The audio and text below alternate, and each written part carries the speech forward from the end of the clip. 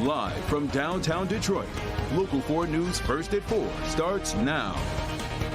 Right now, former Grand Rapids police officer's fate is in the hands of the jury. Christopher Sher, charged with second-degree murder. Now, jurors began deliberating at 12:41 this afternoon. Now, the defense rested this morning. The case centers around the death of Patrick Lyoya.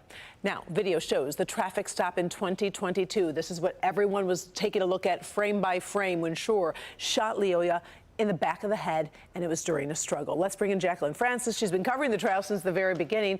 In terms of the very latest, what did happen today? Well, Karen, the jury has a lot to think about. There's been 6 days of testimony, hearing from 23 witnesses, including the officer himself. Evidence is in the deliberation room, the video evidence that is, that's available for them to play as much as they need. They've been deliberating for over 3 hours now. It comes after closing arguments this morning. Take a listen to the final pitch the prosecutor and the defense made to the jury. There was no early warning. It was just a shot in the back of the head from a guy who was trying nothing more than to get away. There is no threat there. You have to be sure that he wasn't in fear of great bodily harm or death before you can convict him of murder. We are monitoring deliberations closely, and we'll let you know as soon as a verdict is reached. It's hard to ask about a mood because, you know, you have to look at people's faces and ask if they're asking a lot of questions. What is the feeling there in the courtroom today? My sources there are saying it's tense. You have members of both families there, and then you also have to remember this is 3 years in the making. They've been waiting for this verdict for 3 years, so the anticipation is overwhelming. I think it's interesting, too, to decide, for this jury to decide. Are they going to decide if this police officer made the right decision in the moment? Because there was some testimony going, he was exhausted, he feared for his life. Or do they compare it to the training and the regulations of he should not have? The defense is asking they make that decision in that moment. Right. All right. Well, Jacqueline, we will stay tuned. You said what they could end, if they do end, it would be like 4:45-ish or so? 4:45 usually is the protocol there at that courthouse. But if they're close, judges are known to say stay later. Yeah. Okay. Well, we'll be following it. Thanks. Appreciate it. And as soon as the verdict comes down, you can watch it live. We are streaming it on Local 4 Plus. Also, you can find it on the homepage of clickondetroit.com. We will keep you updated as this story could have some major developments in the next hour. The ex-boyfriend of a missing teen is bonded out of jail. Jalen Pendergrass is charged with filing a false police report unrelated to the death of 17-year-old London Thomas. Now, police say Thomas was last seen going into his house in Inkster on April 5th and was found dead in Southfield about a month later. Pendergrass's mother is charged with lying to police in relation to Thomas's death. Jalen Pendergrass is due back in court next Wednesday. Let's turn our attention outside. Rain making its way to southeast Michigan right now, but if you take a look at downtown, it is gorgeous. Forewarned meteorologist Kim Adams tracking the timeline for us. Hey, Kim. Hey, Karen. Well, it's going to take its sweet old time getting here. So if the kids play sports or if you want to take the dog for a walk, it's dry for the next several hours. There's nothing we're tracking right now in the immediate area on Exact Track 4D radar. So I thought we'd take a tour around town and look at our different sky cams, starting with Southfield. One thing you notice with these sky cams is how green things are starting to become, which is really, really nice. Let's go to Belleville, check the sky conditions there. It's really pretty. We're still seeing some blue skies, and we'll take a look downtown. There have been some clouds that have moved in, but overall, it's still pretty downtown. And even out in Ann Arbor, they have partly cloudy skies, but you can see Ann Arbor started to cloud up just a little bit. Temperatures have been, you can see there on Exact Track 40 radar, there's nothing going on. So we'll look at the temps.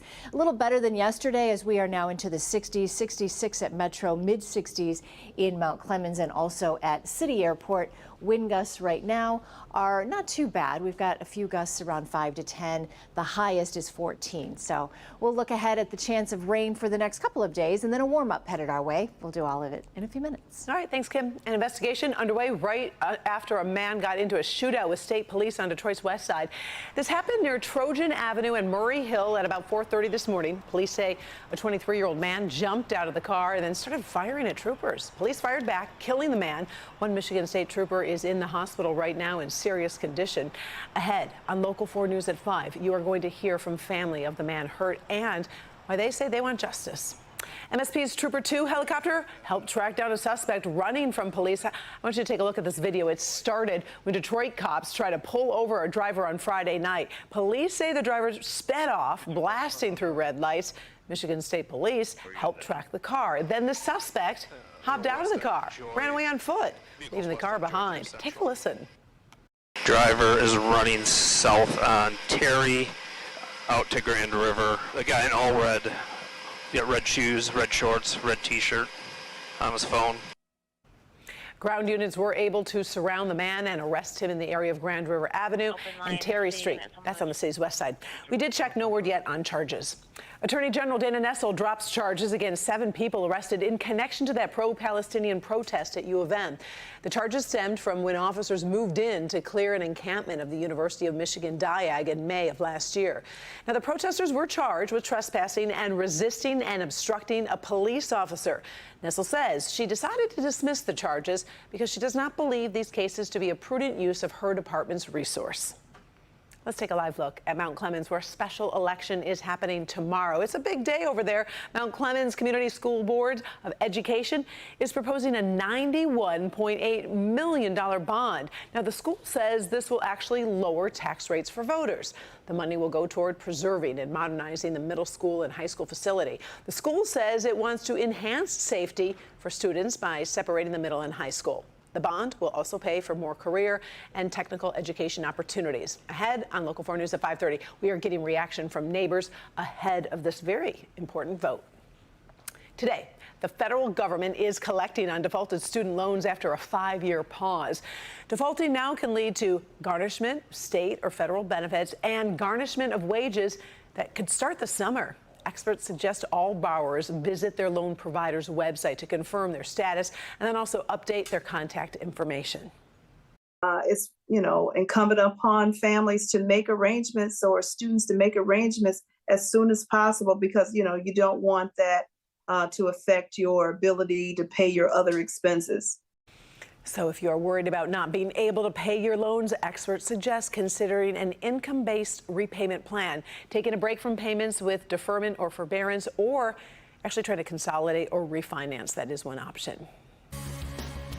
The new tariff on auto parts now in effect. This has the industry bracing for price hikes that could not only affect body shops and dealerships, but you, the car buyer. Our consumer investigator Hank Winchester shows us how these new tariffs could impact all of us. A new tariff, we're now talking about auto parts. Why is this significant? Because remember that even if a vehicle is assembled here in the U.S., there are parts that come from overseas manufacturers. So whether you're talking buying a new car or getting new parts for your old car, it could impact all of us. I talked with Carolyn Dorsey in Detroit today. She says she's hanging on to the vehicle she has because she simply does not want to pay more.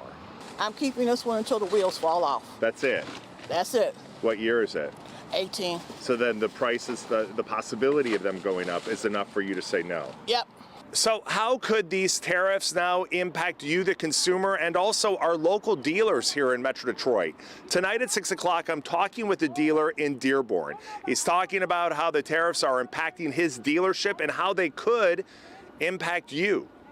I'm Hank Winchester. Help me, Hank. Back to you. All right. Trump extending his trade war to the cinema. The president announced he's ordering a tariff on foreign movies imported to the U.S. The 100% tariff will include all films coming into the United States that were produced outside of the country. It's not clear how such a tariff would be imposed. Films are not goods. They are intellectual property. So they represent a kind of service that is not currently subject to tariffs.